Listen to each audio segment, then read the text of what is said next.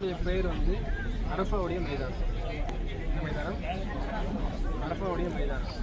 பொதுவாக வந்து இந்த மலைக்குன்னு ஒரு பேர் இருக்கும், மலை மேலே ஒரு கோவிலுக்குன்னு சொல்லி ஒரு பேர் இருக்கும். நம்ம சவுர் மலைக்கு போனோம்ல, சவுர் மலையில் ஏன் அந்த சவுருன்னு பேர் வந்துச்சுன்னு சொன்னால், சவுர் பின் முனாஃப் அப்படின்னு சொல்லி ஒரு மனுஷர் நபிசுல்லாஹ் முந்தைய காலத்திலேருந்து அங்கே வாழ்ந்துருந்தார். அவருடைய குடும்பங்கள் அங்கே வாழ்ந்துருந்தனால இந்த மலைக்கு சவுருன்ற பேர் வந்திருக்கு அப்படின்னு ஒரு குறிப்பு. இன்னொரு குறிப்பு என்னன்னு சொன்னால், அந்த மலையை வந்து மேலேருந்து பார்க்கும்பொழுது எரும மாடுடைய வடிவில் இருக்கும்.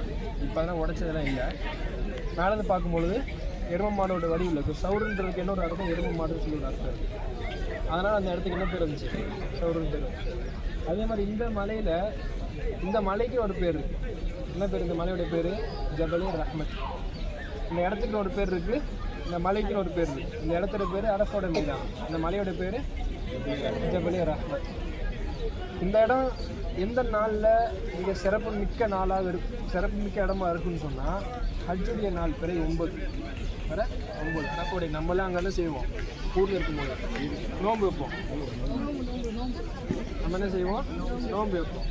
இங்கே இருக்கக்கூடிய என்ன செய்வாங்க, இங்கே இந்த ஒரு நாள் முழுக்க இங்கே இருந்து என்ன செய்வாங்க, வெயிலில் இருந்து அவங்க செஞ்ச பாவங்க என்னென்ன அல்லாட்ட சொல்லி என்ன செய்வாங்க, பாவம் மன்னிப்பு கேட்பாங்க.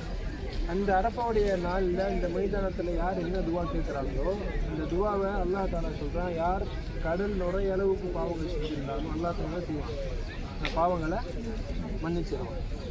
அது மட்டும் இல்லாமல் இந்த அரஃபாவுடைய மைதானம் வந்து மக்கள் எத்தனை பேர் வந்தாலும், எத்தனை ஆயிரக்கணக்கான எத்தனை லட்சக்கணக்கான பேர் இருந்தாலும் இந்த இடம் என்ன செஞ்சு கொடுக்கணும்னு சொன்னால், அத்தனை மக்களுக்கும் இடம் விசாலப்படுத்தி கொடுக்கும். சில பேர் வந்துட்டாங்க, இடம் பற்றாக்குறையாச்சு அப்படின்னு சொல்லி ஏதாவது ஒரு கேள்விப்பட்டிருக்காங்க. வருஷங்கள் போக போக கூட்டம் அதிகமாகிட்டு தான் இருக்குது. ஆனால் இந்த இடத்துல இந்த மாதிரி ஒரு கேள்விப்பட்டது கிடையாது. என்ன கேள்விப்பட்டிருக்கோம், எல்லோரும் வந்தாங்க, ஹஜ்ஜி செஞ்சாங்க, போனாங்கன்னு கேள்விப்பட்டிருக்கோம். சில பேர் வந்தாங்க, அரஃபால இடம் கம்மியாக கேள்விப்பட்டிருக்கிறோமா? அதே போல் அல்லாஹ் தாலா என்ன செஞ்சுருக்கிறான், எப்போ ஆதம் அலைஹிஸ்ஸலாம் ஹவ்வா அலைஹிஸ்ஸலாம் இந்த உலகத்தில் இறக்குனானோ, எப்படி இறக்குனாங்க, அங்கே ஒருத்தவங்க இங்கே ஒருத்தவங்க சொல்லி மாற்றி இறக்கி விட்டாங்க. எதுக்கு? சின்ன ஒரு ஷைத்தானுடைய ஊசலாட்டத்தை பின்பற்றி அவங்க நடந்துட்டாங்க சொர்க்கத்தில். அதற்கு தண்டனை என்ன செஞ்சு அல்லாஹ் தாலா இந்த உலகத்தில் அமைச்சு வச்சுட்டாங்க. அமைச்சு வச்சு அவங்க 2 பேருடைய சந்திப்பு எங்கே நடந்தது, இந்த ஜபலே ரஹ்மத்தில் நடந்தது. இந்த ஒரு பில்லர் வச்சுருப்பாங்க, அந்த பில்லருக்கும் தீனுக்கும் எந்த சம்பந்தம் கிடையாது. எதுக்கு அந்த பில்லர் வச்சுருக்காங்க, சந்திப்பு நடந்தது ஒரு அடையாளம், அவ்வளோதான். இந்த இடத்துல இன்னொரு பாடமும் இருக்குது. இன்னொரு பாடம்னு சொன்னால், எப்போ நம்ம அல்லாஹ் தாலோட நியமத்தை மதிக்காமல் அவனுக்கு நன்றி செலுத்தாமல் இருந்தோம்னு சொன்னால், எப்படி அல்லாஹ் தாலா ஆதம் அலைஹிஸ்ஸலாமை அவங்க செஞ்ச அந்த சின்ன தடுமாற்றத்தை அல்லாஹ் தாலா மன்னிச்சிட்டான். ஆனால் நியமத்தை எடுத்துட்டான். என்ன செஞ்சுட்டான், எங்கே இருந்தாங்க அவங்க இந்த உலகத்தில் வர்றதுக்கு முன்னாடி? எங்கே இருந்தாங்க அவங்க? சொர்க்கத்தில் இருந்தாங்க. சொர்க்கம் எப்படிப்பட்ட இடம்? இஷ்டம் போல் வாழலாம், நினச்சதை எடுக்கலாம், நினச்சதை கொடுக்கலாம், என்ன வேணால் பண்ணலாம்.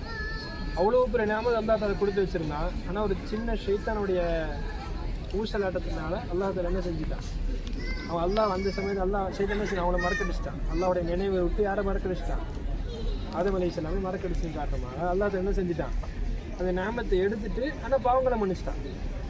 அதுக்காக உலமாக்கள் சொல்லுவாங்க, முஃபஸ்ஸிரீன்னு சொல்லுவாங்க, நம்ம வந்து எப்போ அல்லாஹ்வுடைய நியமத்துக்கு நன்றி செலுத்தாமல், அல்லாஹ்வுடைய நியமத்தை நினச்சி பார்க்காம நம்ம உலகத்தை வாழ்ந்துட்டு இருக்கோமோ, அல்லாஹ் என்ன செஞ்சிருவான், நியமத்தை எடுத்துருவான். நான் குர்ஆன்லேயே சொல்கிறேன், லைன் ஷக்கருக்கும் லஅஸீதன்னக்கும் வலைன் கஃபரத்தும் இன்ன அஸாபி லஷதீத். நீங்கள் வந்து அல்லாஹ்வுக்கு நன்றி செலுத்தீங்கன்னு சொன்னால் அல்லாஹ் உங்களுக்கு என்ன செய்வான், அதிகப்படுத்தி கொடுப்பான், எல்லாத்தையும் அபிவிருத்தியை கொடுப்பான். எல்லா விஷயங்களையும், குடும்பங்களையும் சரி, வியாபாரத்துலேயும் சரி, உடல் நலத்துலேயும் சரி, செல்வங்களையும் சரி, எல்லாத்தையும் அபிவிருத்தி அல்லாஹ் கொடுப்பான். நம்ம எப்போ அல்லாஹ்வுக்கு நன்றி செலுத்தத்தை மறந்துடுவோமோ, அப்போ அல்லாஹ் என்ன செஞ்சிடுவான், கடுமையான வாழ்க்கையை வந்து எப்படி செஞ்சிடுவான், ஒரு இக்கட்டான சூழ்நிலையை அல்லாஹ் நம்மளை ஆக்கி வைப்போம்.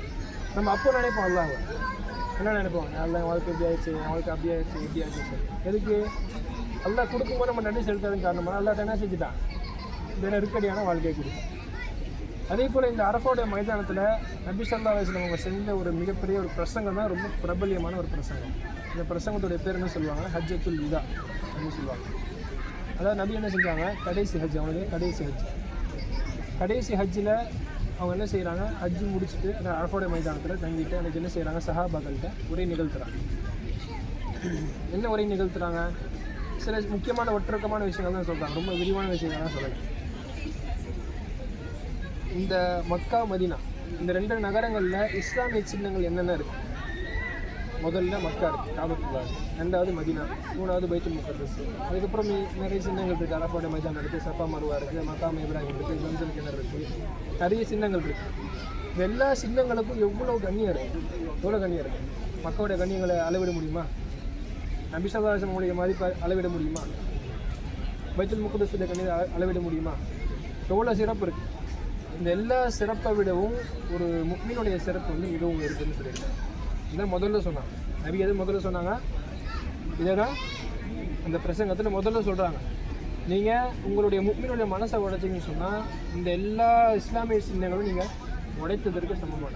முஸ்லீமுடைய உள்ளத்தில் அல்லாஹ் தஆலா குடியிருக்கிறான். முஸ்லீமுடைய உள்ளத்தில் அல்லாஹ் தஆலா குடியிருக்கிறான். நீங்கள் இவ்வளோ இஸ்லாமிய சின்னங்களை நீங்கள் என்ன செஞ்சிட்டீங்க? கொச்சைப்படுத்தியதுக்கு சமம். ஒரு முஃமினோட நீங்கள் என்ன செஞ்சிட்டீங்கன்னா கேவலப்படுத்திட்டீங்க. ஒரு முஃமினை மானபகப்படுத்திட்டீங்கன்னு சொன்னால் இந்த அனைத்து இஸ்லாமிய சின்னங்களும் என்ன செஞ்சது சமம்? மானபகம் செஞ்சதற்கு சமமானது. அதே போல் அரபுகள்கிட்ட அப்போ ஒரு வழக்கு இருந்துச்சு. என்ன வழக்கம்னா, நம்ம தான் உயர்ந்தவங்க, நம்ம தான். இப்போ நம்ம ஊரில் இருக்கிறனால 2% புரியுது. 2% யாருன்ட்டு யார் சொல்லுங்கள்? மோடி பிஜேபி இல்லை, பிராமணர்கள். அவனுங்களும் 2% தான் இருக்கானுங்க. உலகத்தில் யூதர்களும் 2% இருக்கானுங்க. யூதர்களும் மாடு தான் பிடிச்சி அழுவானுங்க, அவங்களும் மாடு தான் பிடிச்சி அழுவாங்க. பசு மாடு, அவங்களுக்கும் பசு மாடு, இவங்களுக்கும் பசு மாடு தான். 2 அண்ணன் தம்பி மாதிரி. அவருக்கு இடமும் நிம்மதியாக இருக்காது, இவருக்கு இடமும் நிம்மதியாக இருக்காது. அவர் 2 பேருக்கு என்ன மைண்ட் தாட்னா, நம்ம தான் உலகத்தில், நமக்கு கீழே தான் எல்லாம் அப்படின்ற ஒரு மைண்ட் செட் அவங்க 2 பேருக்கு. இப்போ தான் சொல்லிட்டு இருந்தாங்க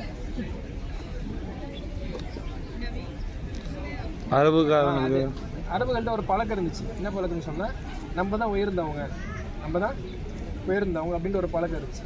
நபி என்ன செஞ்சாங்க? அந்த பழக்கத்தை இங்கே உடைக்கிறாங்க. உங்களில் எந்த ஒரு அரபியும் அரபு அல்லாதவரை விட சிறந்தவர் கிடையாது. எந்த ஒரு அரபியும் அரபு அல்லாதவரை விட சிறந்தவர் கிடையாது. அதே போல் எந்த ஒரு அரபு அல்லாதவரும் அரபியை விட சிறந்தவர் கிடையாது. எல்லாரும் சமமானவர் தான். ஆனால் சிறந்தவங்க இருக்கிறாங்க. யார் சிறந்தவங்கன்னு சொன்னால், யார் தக்குவாவோட, யார் இறை எச்சத்தோடு இருக்கிறாங்களோ அவங்க தான் சிறந்தவங்க. அதே போல் எந்த ஒரு வெள்ளையான நபரும் எந்த ஒரு கருப்பரை விட சிறந்தவர் கிடையாது. எந்த ஒரு கருப்பரும் எந்த ஒரு வெள்ளையான நபரை விட சிறந்தவர் கிடையாது. உங்களில் யார் சிறந்தவர் சொன்னாங்க நபி? யார் தக்குவாவோட, யார் இறை எச்சத்தோடு இருக்கிறாங்களோ அவங்க தான் சிறந்தவங்க. அதே போல் நபி இதுக்கு பிறகு என்னென்னு சொல்கிறாங்க, அந்த காலத்தில் அடிமைகளாக யார் இருப்பாங்கன்னு சொன்னால் கருப்பு நிற மனுஷங்க அந்த காலத்தில் இருப்பாங்க. அவங்கள சொல்கிறாங்க நபி, உங்களில் அந்த கருப்பு நிற மனிதரை அமீராக்கப்பட்டால், பொறுப்பு கொடுத்து உங்களை அமீராக்கப்பட்டால், அந்த அமீருக்கு கட்டுப்பட்டு நடக்கிறது உங்கள் மீது நடந்தது. எப்போ அமீரை கட்டுப்பட்டு யார் நடக்காமல் போகிறாங்களோ, அமீருக்கு யார் இணங்காமல் போகிறாங்களோ, அவங்களுடைய வாழ்க்கையில் மிகப்பெரிய இன்னல்கள் ஏற்படும். இது இஸ்லாமிய வரலாற்றிலே பதிவாயிருக்கு. மதீனாவுக்கு போனால் அதோடைய சுருக்கத்தை அங்கே சொல்லுவோம். இந்த உஹது போரில் ஒரு சம்பவமாக நடந்துச்சு. இந்த உஹது போரில் அமீருக்கு கட்டுப்படாதனால ஒரு தோல்வி நமக்கு ஏற்பட்டுச்சு. அது இன்ஷால்லா மதீனாவுக்கு போனால் சொல்லுவோம். அதனால் நபி என்ன சொன்னாங்க? உங்களுடைய அமீருக்கு கட்டுப்பட்டு நடங்க. அத்தியுல்லாஹ் அத்தியுர் ரசூல வ உலில் அம்ரி மின்கும். அல்லாஹ் தஆலா குர்ஆனில் சொல்லியிருக்காங்க, உங்களுடைய அமீருக்கு என்ன செய்யுங்க? கட்டுப்பட்டு நடங்க. அமீர்ன்றது யார்? மொஹல்லால ஜமாத்துக்கு அமீராக இருப்பார், அவர் அமீரா? அப்படி கிடையாது. அமீர்ன்றது ஒவ்வொரு இடத்த பொறுத்து மாறும். பள்ளியில் அமீர் யார் சொன்னால் அதுக்கு தான் அமீர். பள்ளியில் வீட்டில் அமீர் யார் சொன்னால் தந்தை தான் அமீர். பள்ளிக்கூடத்தில் யார் அமீர் சொன்னால் ஆசிரியர் தான் அமீர். அதே மாதிரி ஒவ்வொரு இடத்துல வந்து ஒவ்வொரு அமீர் இருப்பாங்க. அமீர் சாப்னா யார் ஊரில் யாரும் அமீர் சாப் இருப்பாங்க, அவர் இருந்தால் பேச்சு கேட்டுக்கலாம் அப்படின்னு கிடையாது.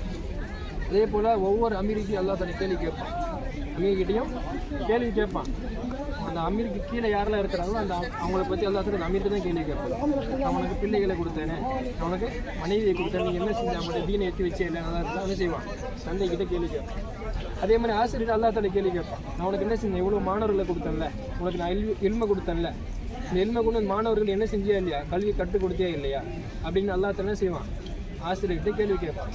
அதே போல் ஊரில் யாரும் அமீர் சாஹிப் இருக்காங்க, அவங்களே அல்லா தஆலா கேள்வி கேட்பான். நான் உனக்கு ஊர் தலைவன் ஆக்கி கொடுத்தேன்ல, ஊர் தலைவராக நீங்கள் என்ன செஞ்சீங்க, அதாவது அப்படி அல்லா தஆலா என்ன செய்வான்? கேள்வி கேட்பான். அதனால அப்படி அல்லாஹ் என்ன சொல்லியிருக்கிறான்? நீங்கள் என்ன செய்யுங்க? அமீருக்கு கட்டுப்பட்டு நடங்க. அமீருக்கு கட்டுப்படாமல் நடந்த கூட்டங்கள் எல்லாமே இப்படி தான் போயிருக்கு, தலாலத்துக்கு தான் போயிருக்கு. அதே போல் நபிசாஸ் அவங்க கியாமத் நாளில் வந்து நமக்காக வந்து காத்திருப்பாங்க. எப்படிப்பட்ட நபின்னு சொன்னால், எல்லா நபிமார்களும் கடைசி நேரத்தில் அல்லாஹ்வுடைய பொருத்தத்தை விட்டு மறந்துட்டாங்க. நம்மளோட நபி மட்டும் எப்படி மரணிச்சாங்க சொன்னால் உம்மத்தி அதாவது அவங்களுடைய மௌத்தை பற்றியோ அவங்களுடைய விஷயங்களை பற்றியோ அவங்களுடைய குடும்பங்களை பற்றியோ அவங்களுடைய கூட்டாளிகளை பற்றியோ கவலை இல்லை. யாரை பற்றி கவலை இருந்துச்சு? நம்மளை பற்றி. யாரும் நம்ம நபியை பார்க்கவும் இல்லை. நபிக்காக என்ன செஞ்சு சொல்லுங்கள்? நம்ம வீட்டை எழுதி கொடுத்தோமா? என்ன செஞ்ச நபிக்காக? ஒன்றுமே செய்யலை. அப்படிப்பட்ட நம்மளை பற்றி யார் கவலைப்பட்டா? நபி சாசம் அவங்க கவலைப்பட்டிருக்கிறாங்க. அதே போல் நபி வந்து சஹாபாக்கள் சொல்லியிருக்கிறாங்க, பின்னாடி ஒரு சமூகம் வரும், அந்த சமூகம் வந்து ரொம்ப பரக்கத்து பெற்றிருக்க சமூகம். ஏன்னு சொல்லி சஹாபாக்கள் கேட்குறாங்க. அவங்களுக்கு ஒரு பொறாமை, சின்ன ஒரு பொறாமை. என்ன பொறாமை? நம்ம தான் நபி கூட இருக்கிறோம், எப்படி நம்மளோட அவங்களுக்கு பரக்கத்து பெற்றவங்களா ஆவாங்க அப்படின்னு கேட்கும்போது இப்போ நபி சொன்னாங்க, அவங்க வந்து என் சகோதரர்கள் மாதிரி. காரணம் என்னன்னு சொன்னால், அவங்க வந்து என்னை பார்க்கல, நான் அவங்ககிட்ட தீனை பற்றி சொல்லலை, நான் எதுவுமே சொல்லாமல் என்னை பார்க்காம அவங்க ஏற்றுக்கிறாங்கன்னு சொல்லும்போது அவங்க எனக்கு சகோதரர்கள் மாதிரி. அதான் என்ன செய்வாங்க? அதிகமாக பரக்கத்தை கொடுப்பாங்க அப்படின்னு சொல்லி யாரும் துவா செஞ்சுருக்காங்க, நமக்காக வேண்டி துவா செஞ்சுருக்கிறாங்க. அப்படிப்பட்ட நபி வந்து என்ன சொல்லியிருக்காங்க, கியாமத்தினால நான் உங்களுக்காக வேண்டி காத்திருப்பேன். என்ன காத்திருப்பேன்? கௌசர் என்ற நீர் தடாகத்தில் காத்திருப்பேன். நீங்கள் என்ன செய்யணும்? நல்ல அமல்களை கொண்டு வரணும். நல்ல அமல்களை கொண்டு வரணும். தீய அமல்களை கொண்டு வந்தீங்கன்னு சொன்னால் என்னால் ஒன்றும் பிரதிபலிப்பை ஏற்படுத்த முடியாது அப்படின்னு சொல்லி டிக்ளரேஷன் கொடுத்துட்டாங்க. யார் கொடுத்துட்டா? நபியே கொடுத்துட்டாங்க. நம்மளோட தாய் தந்தை கொடுக்கல, நம்மளுடைய அப்பா கொடுக்கல, ஆஸ்திரேலியா கொடுக்கல, ஊர் தலைவர் கொடுக்கல. யார் கொடுத்தா? நபியே கொடுத்துட்டாங்க. இருந்தாலும் நபி என்ன செய்வாங்க? நம்ம உம்மத்து மேலே இருக்கக்கூடிய பாசத்தால், கருணையினால் என்ன செய்வாங்க? காத்துட்டே இருப்பாங்க. எது வரைக்கும் சொன்னால், அல்லாஹ் பாதுகாக்கணும், நம்ம உம்மத்தில் யாராவது பாவிக்கு நரகத்தில் இருப்பாங்கள்ல, அந்த பாவியை கூட சஜிதாவிலேயே இருந்து மண்டி இட்டு அழுது கதறி புலம்பி அந்த பாவியை நரகத்திலிருந்து எடுத்து அவங்க சொர்க்கத்தில் போடாத வரைக்கும் நபி சொர்க்கத்தில் போக மாட்டாங்க. இதை யார் பார்த்து வெக்கப்பட்டு நபி எந்திரிக்க சொல்லுவான்னு சொன்னால், அல்லாஹ் தஆலா சொல்லியிருக்கிறான், எந்த நபியை படைக்கவில்லை என்றால் இந்த ஈருலகத்தை நான் படைத்திருக்க மாட்டேனோ. அப்படிப்பட்ட நபி அல்லாவுக்கு முன்னாடி மண்டிட்டு கிடக்கிறது யார் விரும்புவானா? இப்போ நமக்கு முன்னாடி நம்ம புள்ள மண்டிட்டு கிடக்க, நமக்கு முன்னாடி எனக்கு அது வாங்கி கொடுன்னு சொல்லி நம்ம விட்டுருவோம். அப்படியே வாங்கி கொடுத்தா எழுப்பி கூட்டு போவோம். அப்படி இருக்கும்போது அல்லாவுடைய ஹபீப் யார்? நபி. அவங்க மண்டிட்டு கிடக்கும், அல்லாஹ் சும்மா விடுவானா? விட மாட்டான். எல்லா மனுஷர்களையும் எல்லா உம்மத்துகளையும் என்ன செய்யும்? அல்லாஹ் தஆலா செஞ்ச தண்டனையை நரகத்தில் அனுபவிச்சுட்டு சொர்க்கத்துக்கு அவனை கூட்டிகிட்டு போய் விடாத வரைக்கும் நபி என்ன செய்ய மாட்டான்? அங்கேருந்து எந்திரிக்க மாட்டான். இப்படிப்பட்ட சில முக்கியமான வற்றுக்கமான பிரசங்கம் நமிரா பள்ளின்னு சொல்லி ஒரு பள்ளி காமிச்சு வரும்போது நாலஞ்சு மினார் இருந்துச்சு, அந்த இடத்துல நிகழ்ந்துச்சு இந்த பிரசங்கம், அந்த இடத்துல நிகழ்ந்துச்சு. அதே போல் ஹஜ்ஜுடைய காலங்களில் யார் வந்து அரஃபாவுடைய மைதானத்தில் தங்குறாங்களோ அப்போ தான் ஹஜ்ஜு ஏற்றுக்கொள்ளப்பட்டதாக ஆகும். உதாரணமாக நம்ம வந்து நின்று தொழுக முடியல அப்படின்னு என்ன செஞ்சுக்கலாம்? உட்காந்து தொழுகணும். இப்போ பள்ளிக்கு போக முடியல, நம்ம நினைக்கிறதுனால போக முடியல அப்படிங்கிறது. உதாரணமாக வெளியில் போனால் சுற்றுவாங்க, அந்த மாதிரி இருக்குது. அந்த மாதிரி சமயத்தில் வீட்டை கூட உட்காந்து தொழுதுக்கலாம். இப்போ உட்காந்து கூட தொழுக முடியல, படுத்து கூட தொழுதுக்கலாம். படுத்தும் தொழுக முடியலன்னு சொன்னால் ஒருத்தர் தன்னுடைய அசைவுல தொழுதுக்கிறார், தூக்கு செய்கிற மாதிரி, சஜ்ஜா செய்கிற மாதிரி, இந்த மாதிரி அசை. ஆனால் கண்டிப்பாக தொழுதாக, ஆனால் இப்படிலாம் தொழுதுக்கலாம். இந்த மாதிரி தான் இருக்குது, சலுகைகள் இருக்குது. ஆனால் ஹஜ்ஜுடைய காலங்களில் அரஃபாவில் வந்து என்னால் முடியாமல் போயிட்டு சொன்னால் அவர் கண்டிப்பாக அரஃபாவுக்கு வந்து தான் ஆகும். அரஃபாவுக்கு வரலன்னு சொன்னால் அந்த ஹஜ்ஜு ஏற்றுக்கொள்ளப்படாது. அதுக்காக என்ன செய்வாங்க? கவர்மெண்டோடைய தரப்பில் ஹெலிகாப்டர்லாம் ஏற்பாடு பண்ணி வச்சுருப்பாங்க. எங்கேயா உடம்பு சரியில்லாமல் போயிட்டாங்கன்னு சொன்னால் அங்கேருந்து கூப்பிட்டு வந்து ஒரு 2 செகண்டோ ஒரு 3 செகண்டோ இல்லை ஒரு 2 நிமிஷமோ 3 நிமிஷம் செய்வாங்க. இந்த இடத்துல வந்து தங்க வச்சு தான் கூட்டிகிட்டு போவாங்க. ஏன்னு சொன்னால் இந்த இடம் அவ்வளோ பிரசித்தி பெற்ற இடம். அந்த ஒரு நாளில் மட்டும், வேறு 9 அன்னைக்கு மட்டும் இந்த இடம் அவ்வளோ பிரசித்தி பெற்ற இடம். இந்த இடத்துல யாரெல்லாம் என்னென்ன பாவங்கள் கேட்குறாங்க எல்லாம் அந்த சமயத்தில் நீங்கள் பார்ப்பீங்க. வீடியோலாம் பார்த்தா தெரியும் உங்களுக்கு. இந்த மழை இருக்குல்ல, வெயிலில் எல்லாம் அப்படியே குரங்கு வந்து குத்துக்கால் வச்சு போல எப்படி உட்காந்துருக்கும். டூர்லாம் போய் பார்த்துருப்பீங்களே, அந்த மாதிரி மனுஷன் உட்காந்துருப்பாங்க. இங்கே ஒரு ஆள், அங்கே ஒரு ஆள், அப்படின்னு அந்த மாதிரி ஒரு ஆள் நின்றுருப்பாங்க. ஏன்? அவங்க இதை பாவங்களை நினச்சி அல்லாஹ்கிட்ட வருந்தி அவங்க என்ன செய்வாங்க? துவாக்களை கேட்பாங்க. அவ்வளோ பிரசித்தி பெற்ற இடம் தான் இந்த இடம். சில போய் பார்த்துட்டு நம்ம இன்ஷால்லா கிளம்பிடலாங்களா?